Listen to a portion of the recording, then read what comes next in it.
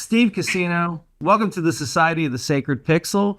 I'm going to hand it over to you. Okay, so I'm Steve Casino, and I'm a toy inventor by trade, but I'm also a jack of all trades, like you're talking about, artist.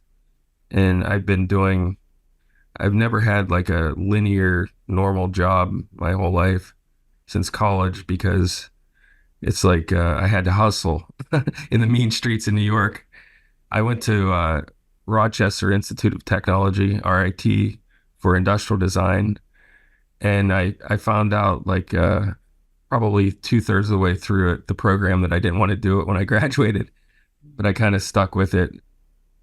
And industrial design gives you a lot of different skills like model making, 3D design, rendering, sketching.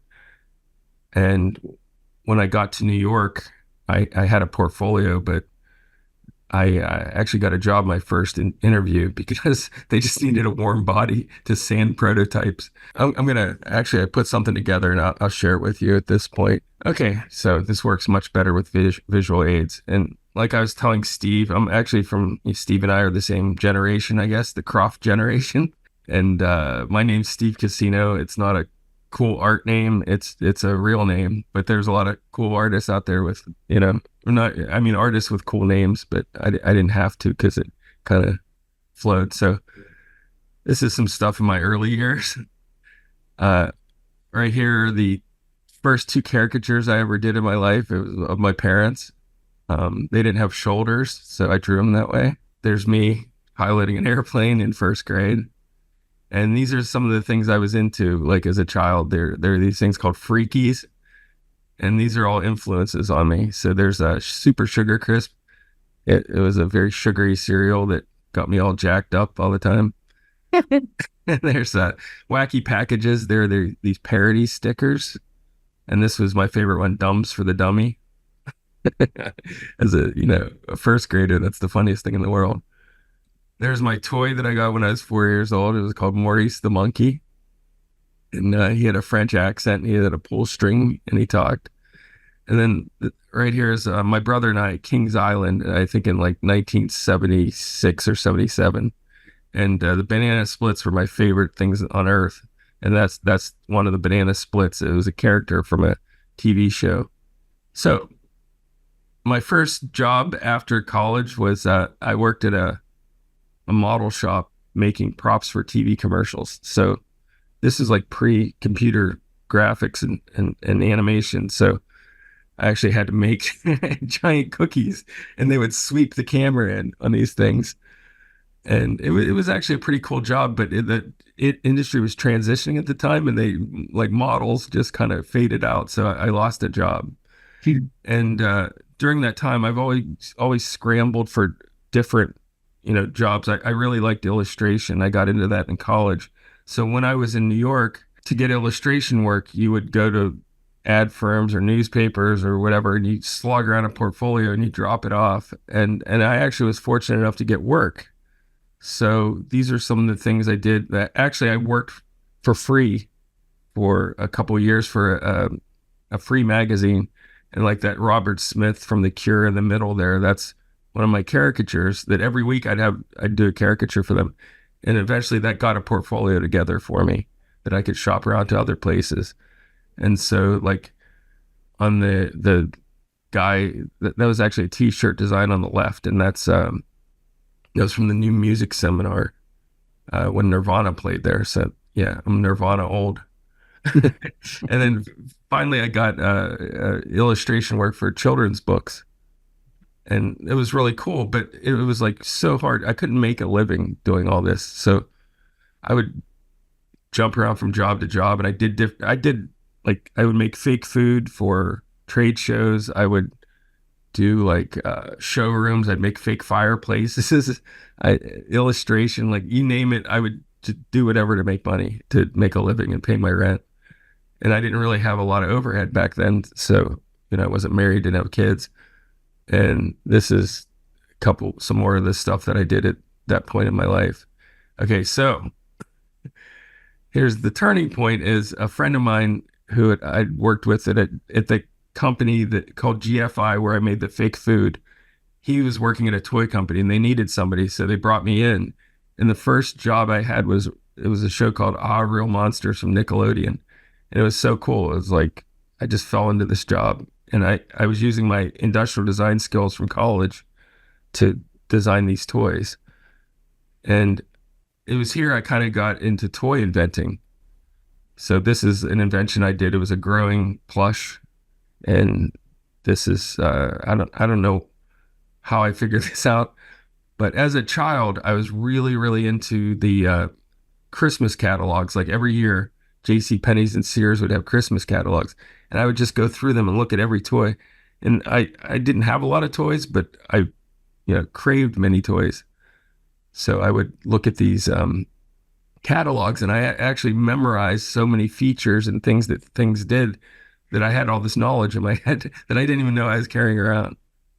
So this is some more, and I actually on the right, that's the first sculpture I ever made that was came out like on the market. It's a Crumb from Real Monsters. So that was cool. But all of a sudden they came to us and they said, "Hey, there are these new this new book series out. It's called Goosebumps." And they're like, and they gave us like they didn't have a style guide or anything, and they're like, "Hey, can you just like make up some stuff for this show called Goosebumps?" And I read a couple of the books and they're really cool. And so this is like a dream come true because I'm into horror and this is horror for children. So these, the first things I ever worked on actually came to market. And these are drawings that I did and then the final product that came out. As I worked at this company, I met these guys who were toy inventors. And it's like, I never really knew that that was a career path. I had no idea. I didn't even know how to get into a real toy company. Like this company that I was working for was called Happiness Express. And they were all in like one little room. And, it wasn't like a Mattel or anything. It was just a bunch of artists crammed into a room. And and they're kind of like, after the Goosebumps and stuff, they're kind of going out of business. Like a lot of toy companies are very volatile. And they'll have like a really like high peak and then they'll crash. And I could tell that this company was on the way out. So I met these guys who were toy inventors, and it was a company called Kisscom. And all I knew about Kisscom is that they had licensed a show called The Tick. And The Tick was a very irreverent cartoon at the time. And they asked me if I wanted to like try working for them. And I kind of jumped ship at this toy company and started working at this place called Kisscom. And when I got there, it was like 1997. And this is kind of what the toy market was like. And I didn't really know like the toy industry per se, but I knew what I liked and I knew like what was current and cool. And this was like what Barbie looked like at that point. But I was thinking like there could be like really cool dolls that, that go beyond this. So a doll called Betty Spaghetti came out, and it kind of blew me away because it was like, it broke all the rules for dolls. It was like, you can never take a doll's head off and rip it apart. And this is kind of like Mr. Potato Head as a doll. And I was like really intrigued by it. And it was from a company called Ohio Art. And also at the same time, Furby came out, and Furby blew my mind because it was like AI almost at the time. People thought it knew languages and stuff. And I don't know if you guys remember it, but it would speak in this Furbish, and the more you talk to it, it would learn English. And it was just a gimmick where the more stuff that it heard, it unlocked more speech that you could understand. So I took my knowledge of things. So on the left here is a doll called Blythe, which Blythe was it was a flop that came out in the 70s, and it had a resurgence in the 90s because an artist started photographing her at different locations. And then this look on the right, this Genco came out, and it was like, I never saw a doll like that. So my dream was to create a doll line that kind of married all this stuff together, like Furby, Blythe, Genco. And this is a sketch of the first one, and it was called Cool Talk Teens, like the worst name in history for dolls. But using early 3D programs, I cobbled this together and we came up with a presentation. And this is the original boards for it. So they would talk to each other, and they had infrared, and they would communicate, and they and they're very edgy. Where if you had a couple of them in the room, like three of them together, and you took one away, the other ones would talk about the one that left. You know, just like real people. And we shopped this around, and Mattel really liked it. So we worked with Mattel on it, and I mean, there's tons of development. It was like a year, and we had an electronics expert and someone who was really good at writing electronic scripts. And eventually, it turned into a doll line called Diva Stars. So these Diva Stars would talk to each other, and they were animatronic, and it was like it was a really big hit. And they came out, and what do we got? Okay, that's the end of that segment. So that was how I like success that I had in the toy industry, and that was going well. But that also, I saw the writing on the wall with that company, and it wasn't going well there. So I met another company in Cincinnati called Bang Zoom Design, and a couple of my friends work there, and my friend Steve is actually he's a co-owner, and they brought me on board. And first I lived in New Jersey and I worked for them remotely, but then I moved to Cincinnati and I work with them here. And it's just a bunch of guys. There's ex-Kenner employees there that worked on the original Star Wars toys. We have like a lot of 3D printers, and we sit around all day and brainstorm toys. What we do is we do prototyping, and there are about 7 of us there, and we all have different skills. And we 3D print things, and we come up with the mechanisms. And it's like everybody there was an industrial designer at one point, but some of them have like actually, gone into engineering. And we sew plushes there, and we work very closely with companies developing ideas. So either we come up with an idea and bring it to a company, or a company will approach us and say, hey, we need this toy in this slot for this price point, and we'll work with them to come up with something together. But wait, I'm not done. Okay, so this is an example of some of the stuff we did, like how it starts out. So this is a concept. It's towel wrap surprise. And this idea came from my daughters. I would always see them come out of the shower, and they'd have this thing called a turby twist, and they'd have their hair in it. And I thought that was really funny, and people like unboxing experiences and things like that. So we developed this doll where her hair was hidden, and you'd unwrap it and you didn't know what hairstyle she had. So we worked on that, and this is kind of a quick sketch of like how we'd see them coming, and we brought it to a toy company, and they really liked it. So we developed a line called Hair Doorables. And it was nothing like the original idea. There was no towel hair surprise, but the only thing is you didn't know what doll you're getting and what hairstyle she had. And this is an unboxing experience where you'd open it up and you'd have different surprises on the inside, and then the last surprise is her, and you didn't know what hair you had. And it was nominated for an award. So that made us very happy. And they actually went through many iterations and seasons of it until they were tall dolls like Barbie. And then it, just like every toy line, they run their course, and that's it. They retire it or replace it with something else, unless it's something like Barbie that goes on forever. Here's another idea that we worked on. We always like this, like Jeff Koons balloon dog, and we're trying to come up with an idea for a new robot dog one day, and we just kind of blurted out let's do a balloon dog robot, but not really a robot, but a balloon dog pet for children. So this is kind of the first thing I threw together. It shows a little bit of personality to a balloon dog, like a robot. And here's like the first renderings of it, and what it could do, like if we were to make it. So it had all these like different actions, and like here you'd feed him air instead of Alpo, you'd feed him Airpo, and he farts. and air comes out like a squeaking balloon. And and when you pet him, he does little squeaky things and he begs and everything. So we shopped this around and we got interest for it. A company wanted us to build a prototype, so we started prototyping, and this is kind of how prototypes start in a toy company or in our company. And here's some. We had to do all the action, so we had peeing in it, and it would bend down to fart, and it would make a squeaking sound, and it would pee and it actually shine a yellow light on the ground, so it looked like pee coming out. And they kept all this in. And then here is finally is called Squeaky from Moose Toys, and this is what it looked like when it came out to market. I'm gonna open my secret Sacred Pixel folder. I'm not used to talking this much, so I'm getting hoarse already. He's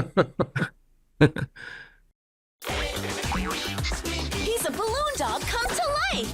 Sit, Squeaky. He does lots of tricks. Roll over, Squeaky. He's the balloon dog who's pumped to play. Squeaky's battery's not included.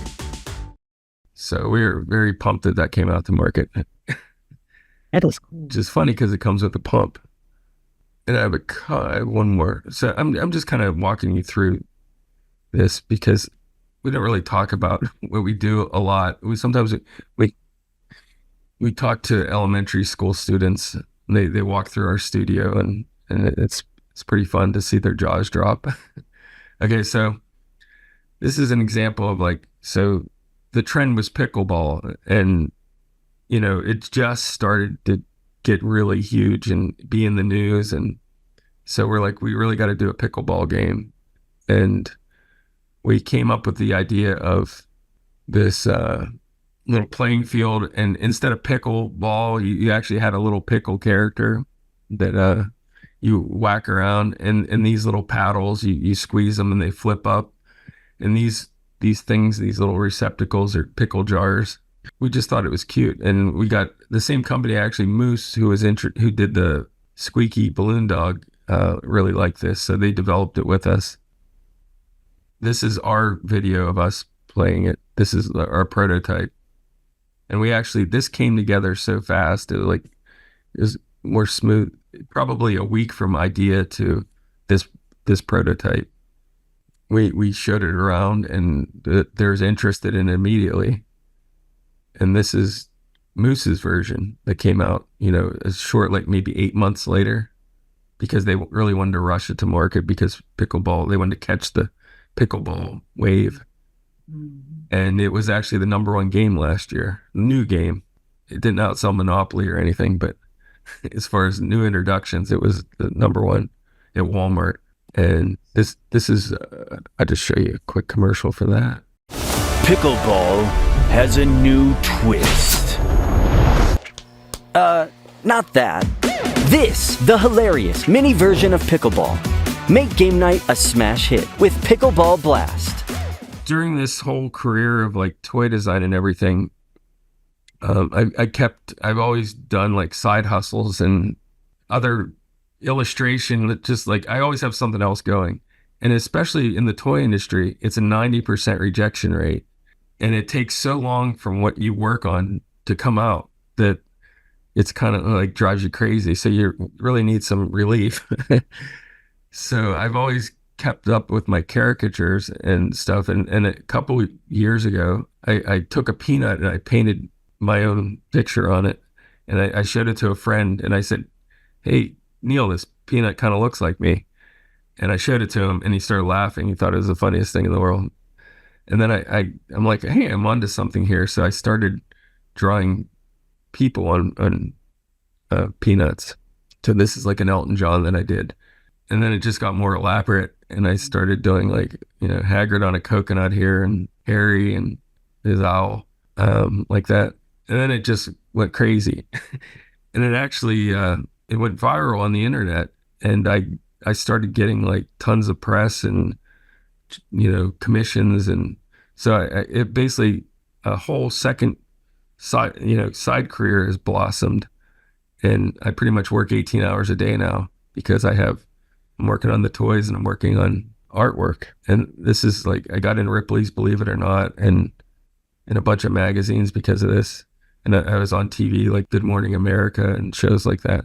So that kind of opened up a whole art career because I never really did art just to do art. I was always doing it as a magazine illustration, and I kind of branched off and I started doing all kinds of things. So I started painting on Tic Tacs because I'm like, if I could paint that small on a peanut, I'll paint on Tic Tacs, and that also took off. And then I just started following every whim that I had. So I really like wood, working with wood. So I started doing like these wooden caricatures, kind of like the ones I did in my early days, but now I did them in 3D. And I really enjoy these. These actually work better for art shows because they can hang on a wall, and they're not tiny like a peanut.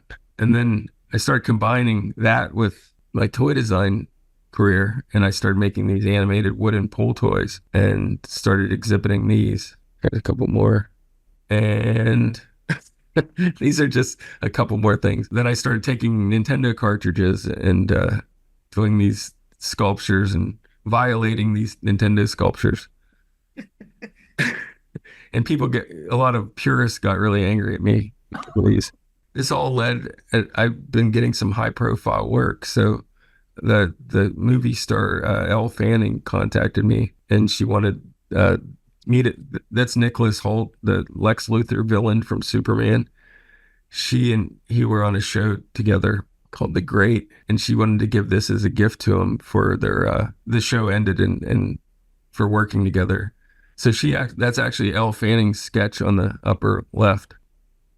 And that's my prototype out of foam core, and then that's the final piece. And you turn the handle, and she kicks her feet, and all these icons in the background spin around. It's awesome. So I've been, so it just led to much bigger things, and that's pretty much it. That's awesome, Steve. I only really knew the peanut work and the pull toys and maybe the sculptures, but this is incredible. Oh, thank you. My God, I have so many questions. Okay. Who knew Elle Fanning could sketch?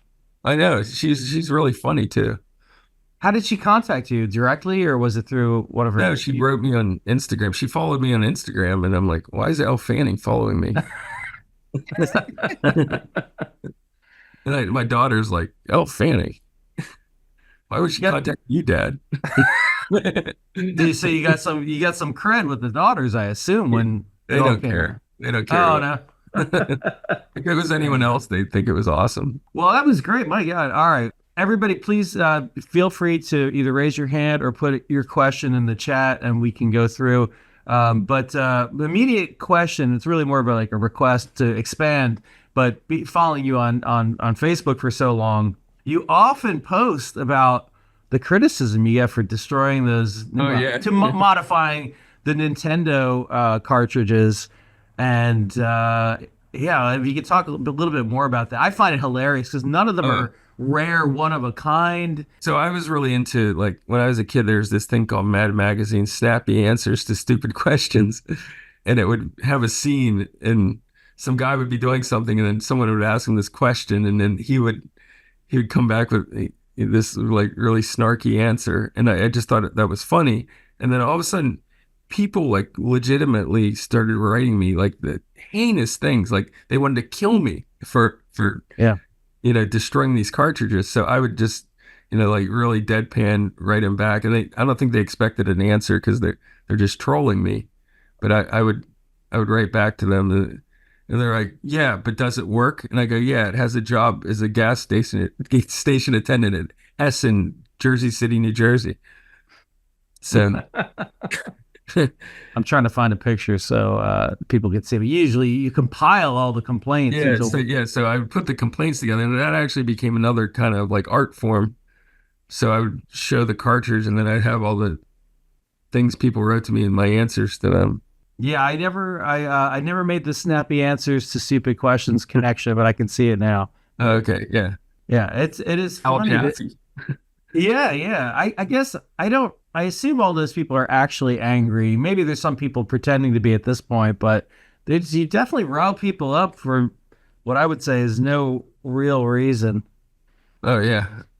No, and it was like, because it kind of coincided with something came out where there was a Mario cartridge that was sealed, and it sold for like $1 million at auction.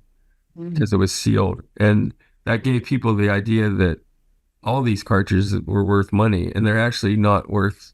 They're $5 because they made millions, literally millions of them, and they, yeah, they would just say stuff like, you destroyed a valuable thing for something that's worth nothing, like your ugly artwork. But I just thought it was funny. I was happy Nobody, with my artwork, so it didn't rattle me at all. right? Nobody gets mad when you like. I don't even know if you should have, but when you deform or modify a can or product, yeah, mass Oh produced, yeah, yeah, like yeah. I actually forgot to show those, but I'll paste one in the checks. I put it in the Discord um, prior to your starting the presentation, but I'll paste a couple in the chat. All right, Goose, I see your hand is up, so please ask your question. Yes, you blew my mind with those games and toys. I have a tricky question about how do you approach when you design toys? The fact that at some point some of them might get broken. So do you think that someone might try to fix it or to buy an spare part? Or if someone lose a component or a part of a board game, a piece, they can buy it again or like to keep using it. How do you approach that? No, so we don't actually manufacture the games. We come up with the idea for the manufacturer, so that's their problem, and they have a whole department dedicated to that. I know as a kid, I would, sometimes I'd get a toy and it'd be broken. I take it out of the box and be broken, and oftentimes I'd send it back in, and they would just send me a whole brand new one. But yeah, I hope that answers your question. Yeah, thank you. You're welcome. That helps.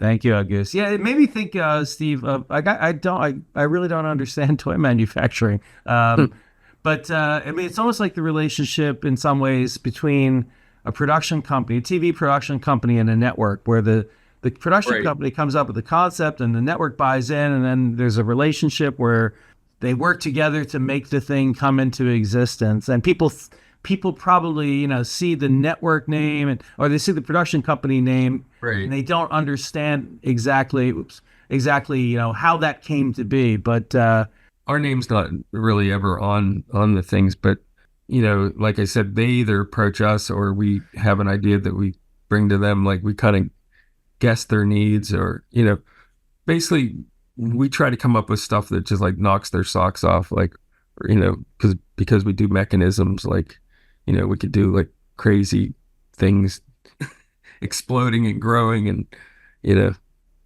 has to be something really wow these days to grab their attention. Like I said, it's a 90% failure rate, so somehow we survived on that business model. Yeah, and Nichelle, I see your question, but I want to expand on what Steve just said.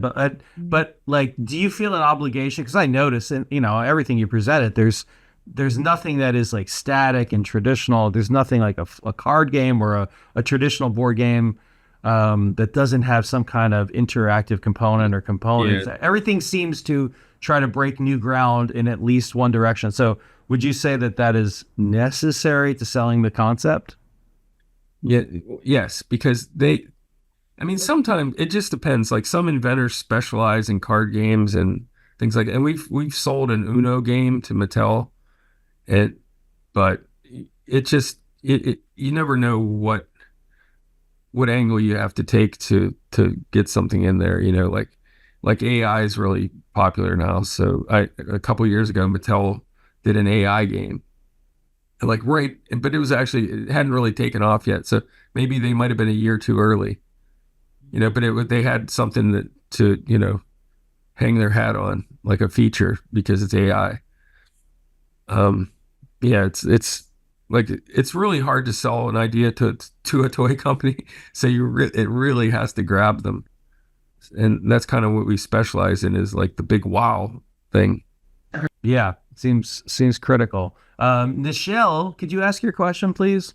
Yes, let me find it. Basically, what I wanted to know is, since you went from company to company, I was sitting here thinking, is there a connection between how popular the toys are and whatever generation that made it popular growing up? Like, do you pretty much have like a 10-year window when you can sell it, and after that, all bets are off? Like, I kind of noticed that with music. You have about maybe 7 years, and then all bets are Yeah. off. Well, it depends because like something that say we'd make something for Bluey. Like Bluey's a very popular preschool show now. It's like we'll make a Bluey and then 10 years from now a whole new character will be popular and we could just dust off that old Bluey mechanism and maybe refurbish it and show it for whatever that new thing is, Say Barney for the third time. Barney made a comeback this year. Did he? Well, I don't think it did very well, but it's like they relaunched Barney, and they do that all the time. They'll relaunch, like Goosebumps has been relaunched about 3 times.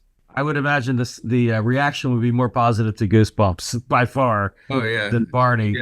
yeah. It's really funny because the things that I worked on, and I saved some of the stuff like those drawings that you saw, but it's like wildly popular, and people want to buy those off me, all the time. And I don't want to sell them because they're my drawings, but I threw away about most of them because I'm like, no, Goosebumps isn't popular anymore. Nobody cares. But now there's like whole societies and clubs for it. Oh, wow. Yeah. No more throwing away, please. No, If I can make a request. When you present, thank you, Michelle, by the way. You're welcome. Steve, when you present, you say you don't do a lot of Zoom presentations like this, but are you presenting in person? yes.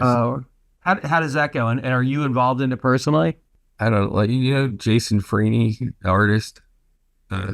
He teaches a school of visual arts, so I do his class once a year, and I do like elementary schools and people around here. Mostly I'm working, so I don't really have a lot of time.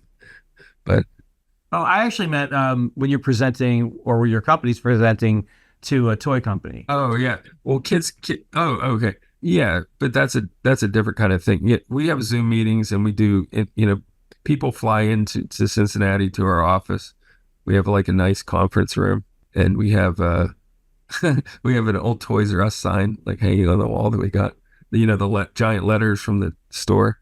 But yeah, but we do like Mattel. We do a lot of Zoom meetings with them.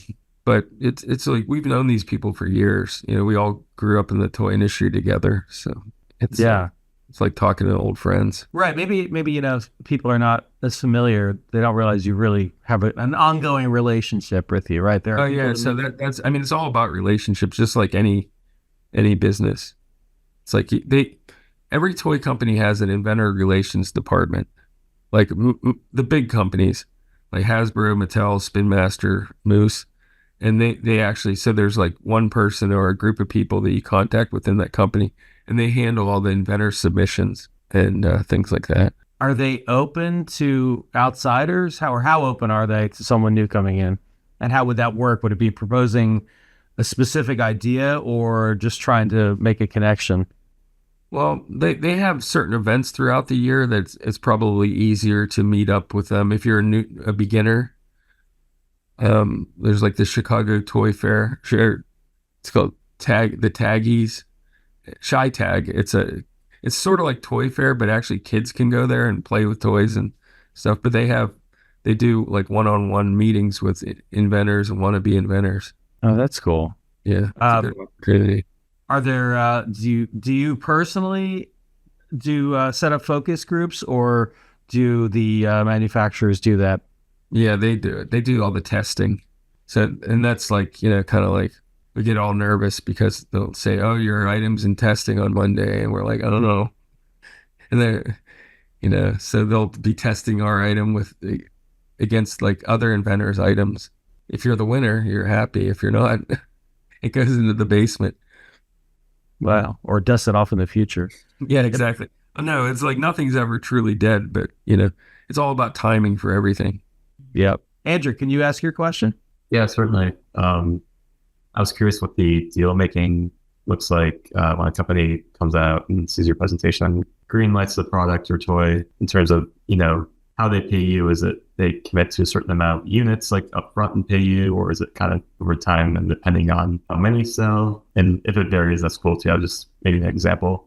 Yeah, so we don't get any money up front. Everything's on spec. I mean, sometimes they'll hire us to make prototypes of our own things. It's usually a percentage that we work on, and maybe there's an advance, and the advance is against the future royalties. And the royalties vary, like, because if you're doing something like Disney owns so many licenses.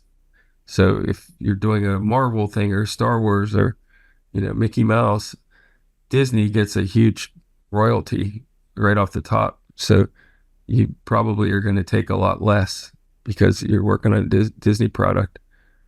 So it's like a double-edged sword, and you actually never know, just because it's a Disney item doesn't make it better. But, if it's a really good like Spider-Man toy, you could do well with that. So yeah, makes sense. Okay. We actually had another a toy package designer on, a longtime friend of mine, and he talked about how he would go to the big box stores, take pictures when he was developing a product, take pictures of the wall, and then go back and kind of study it, and then work on his product, and then 6 months later he'd see his product up there against it. So do you do that kind of do you do that kind of He was the structure? one he worked at Tyco, right? In Mattel. Yeah. Oh, you watched that? Yeah. Yeah, Oh, I cool. think I know him. Like Josh? he worked with the guy Steve Fink from our company, because Steve worked at Tyco also. Yeah, we had Tyco and Fleer down here in South Jersey, right outside of Philly, and I think he worked at both of those. Do you do that same kind of structured recon, go to stores? Can you describe that process a bit? We like to go in and see like who has what in what aisle, because the aisles change, especially in Target. There's a Target right here in Kentucky. There's like a doll aisle, and there's craft and activities, and we just like to see how much of an aisle that one certain company owns. Like MGA, who does LOL dolls, they own like a whole entire aisle, and it's not just LOL dolls, it's so many other things that they did. But because they marked out that territory in LOL, they expanded. So we do that. There's like what do we call them, fortune eggs or something. There's so many surprise like egg type toys now, and balls. There's like an entire aisle devoted to blind box collectibles, that are in balls or eggs that you just, they're kind of like shut up toys of this generation, where they're like $3 and you buy it for your kid to shut them up. One thing that I'd like to say from listening to everyone, beforehand, it's like, like you're saying, it's a horrible job market and stuff. It's like, it's also a good time because of social media to just get yourself out there. It's like, even if you're not getting paid for it, just do something wild, come up with some way to get your work out there. Do animation of your work. There are so many tools and things. Like I had to make my own opportunities like my whole entire life. I could never go get hired to be an industrial designer or things like that. I just had to hustle and do things for free, and try to sell illustration work, and even the peanut stuff. I made that opportunity myself, and that's the only thing that ever really worked out for me. I had so many, like, I didn't talk about it. I had so many failed interviews and jobs I didn't get, and it's been a struggle pretty much my whole career. Well, what's it like now? I mean, how does it feel now? Now it's good, but it took, I'm 59, and it took until I was 46 to really hit the road running, and just, that's not, but I'm also a very slow starter and, slow learner. So other people, have it together better than I do at a younger age. I mean, I'll say I often see younger creative people not wanting to acknowledge an ambition in their, not just their job search, but in their own creative endeavors. Do you see that? And like, if you could expand on what you just said, advice on how to push past that. And I'd say like even just like mentally, how to not be ashamed to promote yourself. In a sense, you promoted yourself at least initially, and then things have taken over. I still promote myself every day. It's still going because it's like that. It could end sometime, and I don't want it to end. So to have longevity, I'm still getting peanut commissions. Not as much as I did 5 years ago, but still, it's like I have more work than I can handle. There's still a waiting list, but I still want. If nobody's contacting me to do work, then I get kind of nervous, because is this the end? But I just remember when I couldn't get arrested with my artwork, And you've done gallery shows. Mm-hmm. I have one going on right now in Long Island. How does the kind of fine art, the personal art, affect, if at all, your quote unquote day job working with toys? No, that's a good one because actually they kind of feed each other. So I learn a lot of new things, within the toy industry, or I actually didn't know how to sculpt until I started doing the peanut art. Before that, I just did drawings and things like that. And I did a lot of animation. I did teach myself how to do animation, but now I'm like a sculptor. Then I got into 3D sculpting and so I sculpt all the time now. And that all came from my side hustle. And I learned how to sew because we do a lot of animated feature plush, and the guy who sewed our prototypes, like he moved away. We didn't have anyone, so somebody had to pick up the slack. So I taught myself sew, do 3D soft design. Wow, yeah. For a lot of artists, that might be one of the least. I've never heard that touched upon by a designer or fine artist. Only seamstress. So we actually have a seamstress slash 3D clothing designer coming on in the future. But okay, yeah, it's actually very satisfying. I kind of like it more than anything.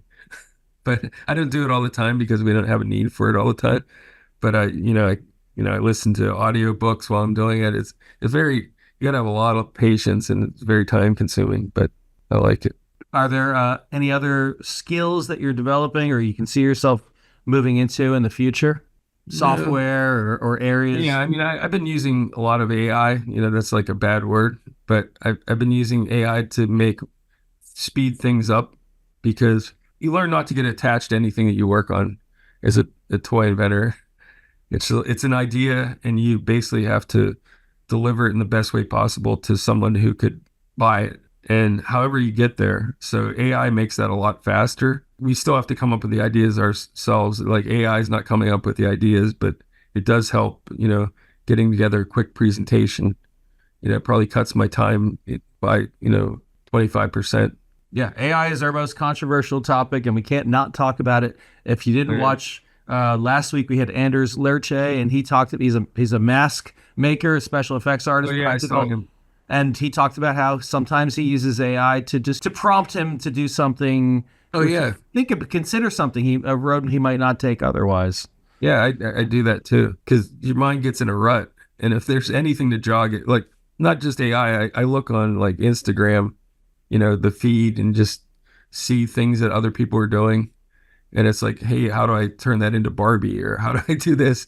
Do you feel pressure when you're working on big IPs? Oh yeah.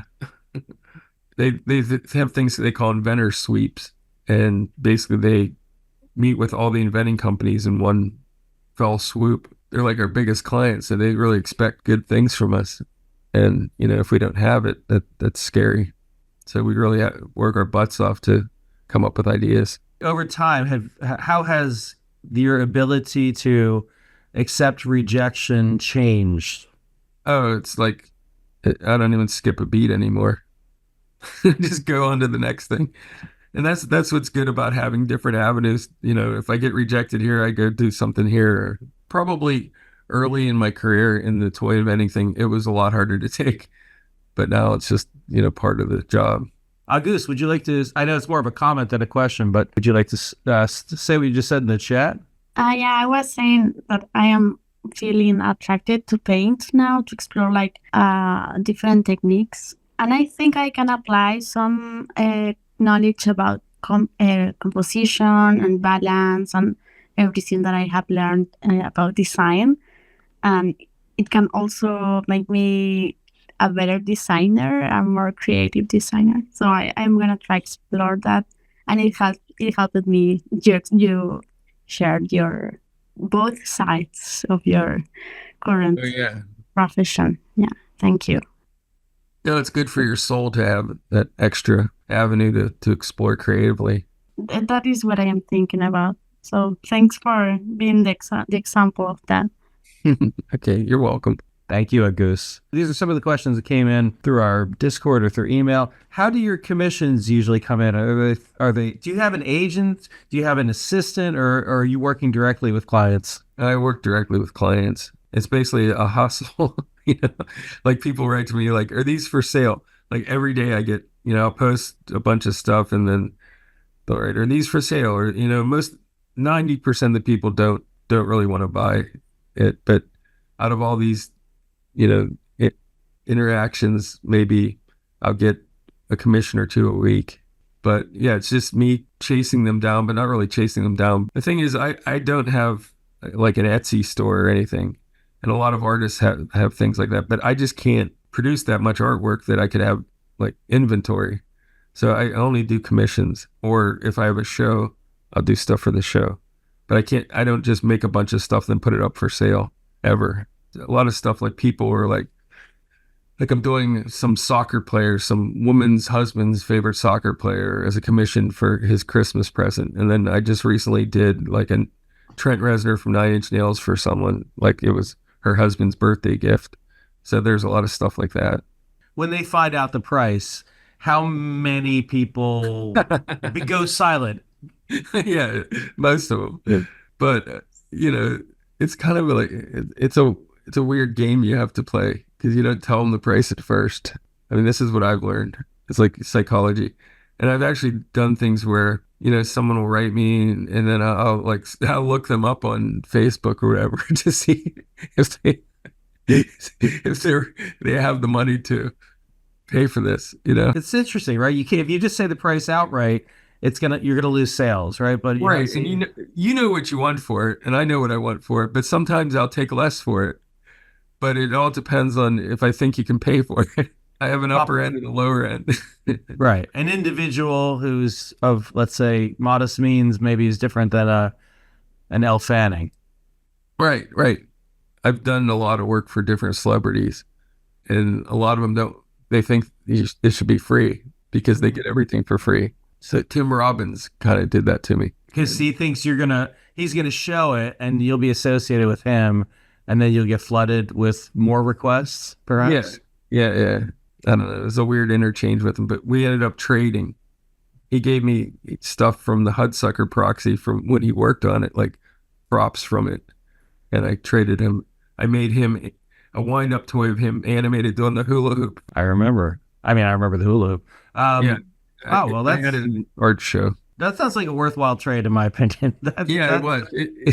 It's a Coen Brothers movie, if you guys haven't heard of it. So it was a pretty big thing in the 90s. I mean, that's cool that it worked out. Andrew has another question. Okay. Do you have any brands or like places where peanuts are grown where you tend to find a pattern of, oh, these are great peanuts for painting or stuff? No, it's funny is there are these ones from Georgia that you can order on Amazon, and they come in like this bag, and it's like it's like a netting, like a fishnet bag, and they're the nicest peanuts I've ever seen in my life. Completely clean, and they're larger than normal, and they're really cool. That's interesting. I wonder if you could reach out to them, and even if it's not like a big partnership or like a big money thing, I'm sure they'd be like really fascinated with what you do. Yeah. I actually, I did I had a couple peanut companies sending me peanuts for a while, and then I don't know what happened, but they just stopped sending them. And I used to work for Planters. Actually, Planters Peanuts hired me they don't hire me to make like their employees out of peanuts as like Christmas gifts and retirement gifts and stuff. And then they changed advertising companies, and that I'm not doing that anymore. But it's fine. I don't have the time anyway. Yeah, they have to have a lot of employees. Come on. Yeah. How many employees are they talking about? Even if it's 100. Yeah, I think like Kraft owns them or something. I'm not sure. But anyway, it was always through their ad firm, and Well, let's see. Blake, can you ask your question? Yeah, I was kind of curious on like what your thought process was in like especially the past like decade of like the dawn of the iPad kid and how that's kind of changed your influence and maybe even some of your partners' influence in toy designing. Just because personally speaking, I feel like I don't see toys that often anymore and the toy aisle is increasingly shrinking. And I'm just curious on all your thoughts related to that. yeah, it's actually, sales are down, but like during COVID, it went crazy and it like doubled what it was for a while, and that kind of riding that wave, and it's kind of petering out now. But definitely fewer children are playing with toys, but they're still like the largest growth opportunity in the market is kidult. You probably heard that term, and it's all that stuff like in the back of Target. It's like collectibles, like Yeah, yeah. So whenever something is lagging for a toy company, they'll just pursue that avenue. So they ask us for ideas in that department now. We just go wherever they need us, whatever makes the most sense. yeah, no, that Like makes I sense. saw Hot Wheels, like the annual report from Mattel just came out, and Hot Wheels, like the sales were crazy. So that like collectibles, I feel like I do a lot with like sneakers, and I feel like generally speaking, I've noticed that like the collectible trend, Pokemon cards, like people are like thinking very long term with things like that now. Toys Oh being yeah, part of that too. yeah. Pokemon cards they just get more popular every year. It's crazy. It's a good, it's a very good license and good toy. Yeah, like stocks. Yeah, it's like the Pokemon market is going. Thank you, Blake. Well, that makes me think that question. Are there any properties you haven't worked on, Steve? And we're from the same generation. So anything, especially from the 70s or around that era, that you would like to work on in the future? I'd like to, just in my art stuff, I'd like to do some Croft type art. I that Sid Croft is still alive. That's exactly what I thought you were going to say. Yeah, I was on his show. That was another thing. I was on his show like a couple years ago. He has a Sunday night show, and Oh, I didn't. his assistant warned me ahead of time. It's like Sid just likes to talk about himself, so you're gonna have to talk over him. That's a good assistant. Yeah. Yeah. That was a dream come true because that was basically our childhood.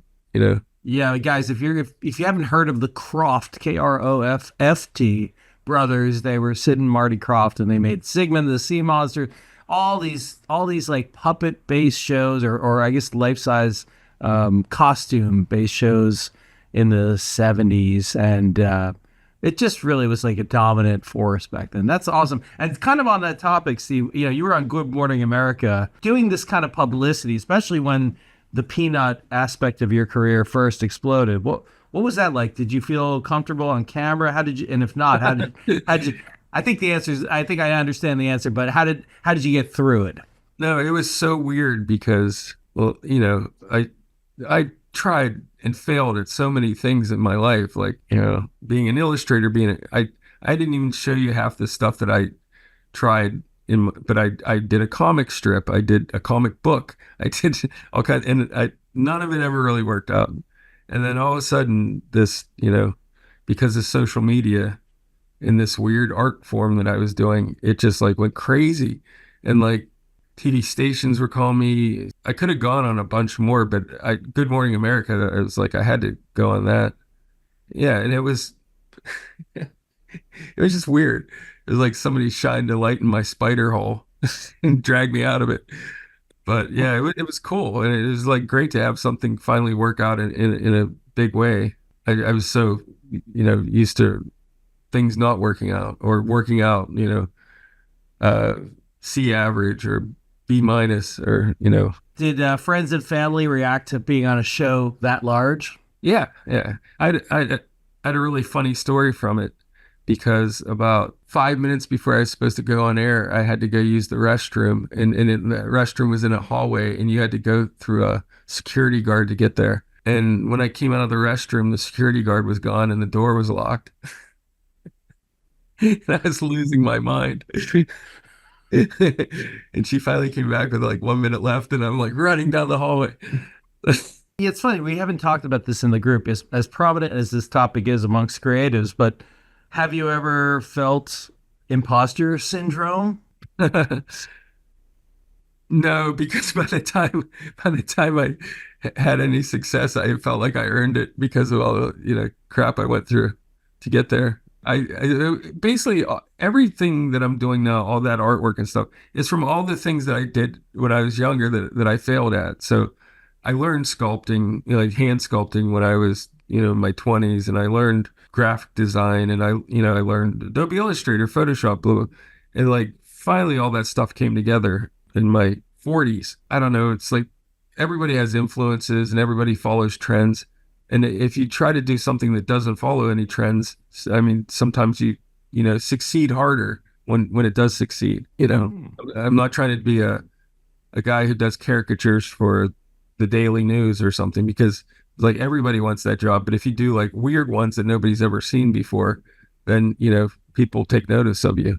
And I read an interview with you where you talked about the value of doing that very thing, something that has not been done before. Because what I do, in the toy industry is we invent things. I had to invent my own art form to get, basically you make your own lane instead of following and try to be the best one in every other lane. Because a lot of those people, they're so good at what they do, you'll never get in there. But, at one point I could say I'm the best peanut artist that ever lived because I'm the only peanut artist. I understand your kind of cultural influences, but any creators specifically that you admired in your formative days? When I was in college, I really didn't know what I was going to do upon graduation. I was in industrial design, like I said, but I also took a lot of illustration electives. And during one of the electives, this artist came to our school and gave a presentation, and his name was Philip Burke, and he was a caricature artist. But he was like, I don't know, Steve, if you remember Rolling Stone, when you'd open it up, that it'd have that painting. Like he did those paintings, those wild caricature paintings. And that guy just like, he changed my life like in one afternoon, because he looked at my artwork and he kind of ripped my portfolio apart. And he said, you should move to New York. He goes, I could tell that you have creativity and stuff, but you just need to get some cultural influence and stuff like that. So he actually put it in my head to move to New York, because at that point I could have gone back to Pennsylvania, where I'm from, and, worked in a factory. So I met someone who had a room for rent in New York, and I moved there. And yeah, that guy, and he was actually, I would call him, and he introduced me to a bunch of other, professional artists and illustrators there. And yeah, it was cool. So he lit a fire under me. I grew up with this Trent Reznor from Nine Inch Nails. He was in my town, and we were in the same art class together. Just from being around that guy, and actually there was another artist in my class. They were such self-starters. Like he was like in a band when he was 15 and stuff, that I'm like, hey, I could, do this myself. So I started doing caricatures, like sitting there drawing people at fairs and stuff. So when I was like 17, I started doing that. That really kind of lit a fire under me. It's like, if he can do this, it's like not understanding that not every school in America has Trent Reznor in it. But when you grow up with someone, it's just a normal. That's pretty much it as far as influences. And also there's another guy. He's actually still alive. He's 104 years old. His name's Eddie Goldfarb, and he's a toy inventor. He invented chattering teeth. That this is how long he was like the first toy inventor. And I became friends with him when he was in his 80s, and I sometimes still communicate with him. But he created games like Kerplunk, I don't know, with the marbles, and yeah. So that guy was a big influence. Like when I started inventing toys. I'm looking him up right now. Wow, that is a huge credential to have. Yeah. Chattering teeth. Chattering teeth is like literally an icon. That something that. Oh yeah. Yeah. I think it was in the 50s. God, it's like the Slinky or something. Yeah, he was. I think he was a pilot in World War II. Oh my god. Yeah. I'm looking up this. All right, I'll check it out later. Wow. Well, that's cool that you got in touch with him. Steve, thanks so much for your time. Even though I've been friends with you on Facebook for so long, I learned so much and didn't know most of. I mean, I thought of you as peanuts and toys, and there's so much I learned about you now. Thanks. Thank you so much for being generous with your time. You're welcome. All right. Thank you. I'm going to Nice meeting everybody.